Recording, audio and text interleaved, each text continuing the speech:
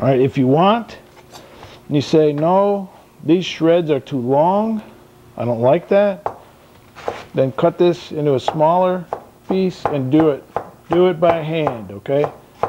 Well, the other's by hand too, but it's different.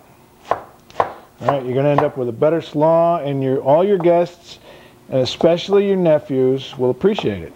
Okay, this is what you need. Look at the color of it, though. It's gorgeous, isn't it? It's gorgeous. I'm going to put this into a bowl, all right? Okay, and now I'm going to take, for additional color and a little bit of different flavor, I'm going to take a carrot, okay? I have this carrot peeled. You see how nicely it's peeled? And now you're going to laugh, because what I'm going to take, yeah, my grater. The carrots, I'm going to grate, okay? Whoops, dropped it. Okay, now if you take your carrot and you hold it lengthwise, the long-wise, and you run it up and down on your grater thusly, you'll end up with a pretty good,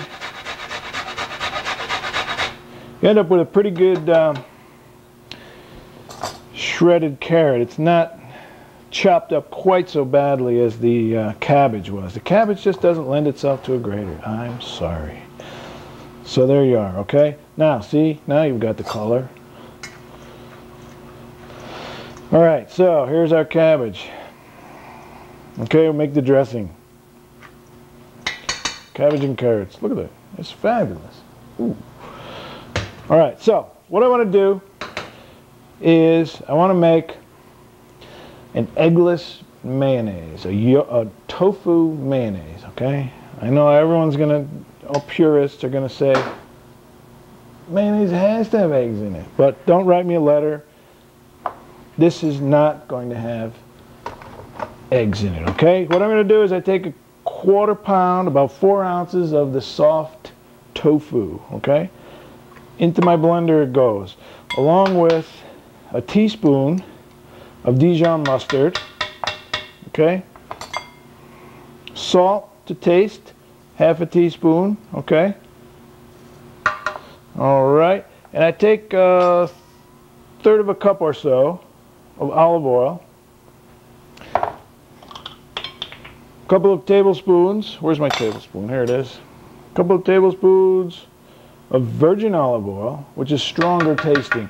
Now, according to your taste, you could add more or less of the virgin and more or less of the regular. And I'm going to take the juice of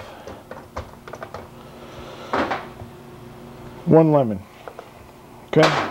Now I need to squeeze this through a strainer into my blender. And I just run it at a medium speed until I get the consistency that I want. Okay.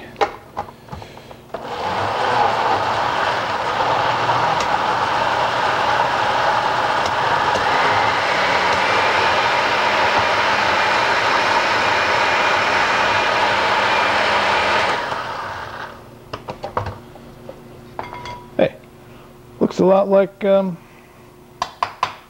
mayonnaise, doesn't it? Tofu-naise we've made. Okay, it's a little bit, you might say it's a little bit more grainy, but that's the major difference. You know, it's going to have an excellent flavor. It's going to have a little bit less cholesterol, and it's going to be just a little bit better for you. I know you don't want to hear that, but it's tasty too. Okay, so mayonnaise goes right in here. All right. Now you can make an aioli, a tofu aioli, by adding some garlic, a little more extra virgin olive oil. Now this is the mayonnaise goes in here, and I mix it up. I'm going also to add a little bit of vinegar. I like my slaw tart, and a little bit of sugar, just to balance out the tartness. Maybe, how much was that? Teaspoon of sugar? Sure. And about the same amount, a teaspoon or two of cider vinegar. Almost forgot what I'm doing. Okay, so now this should be made a little bit ahead of time. Okay, let it sit and let the flavors blend, and also the mayonnaise that you made will pick up the color of the cabbage and will turn, instead of the contrasting white against the purple cabbage, the mayonnaise will also turn a pale shade of purple, and your salad will be absolutely gorgeous. Okay, so serving suggestion: if you want, you take, where'd that lettuce? Oh, here it is. Take a few lettuce leaves to make a little, like a little frame, so to say. A little frame for your slaw. Slaw. Funny word, huh? Slaw. Okay, put it right on there. Has a nice color, interesting color. So we'll add interest to your table. Okay, you could even take some of the outer leaves of the cabbage, since it has such a wonderful color. And you could, if you're clever, make a little bit of a, just a little bit of something, you know, like on the plate to make it look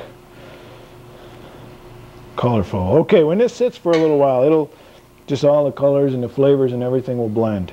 And it's an excellent dish. It really is. And it has flavor combined with beauty.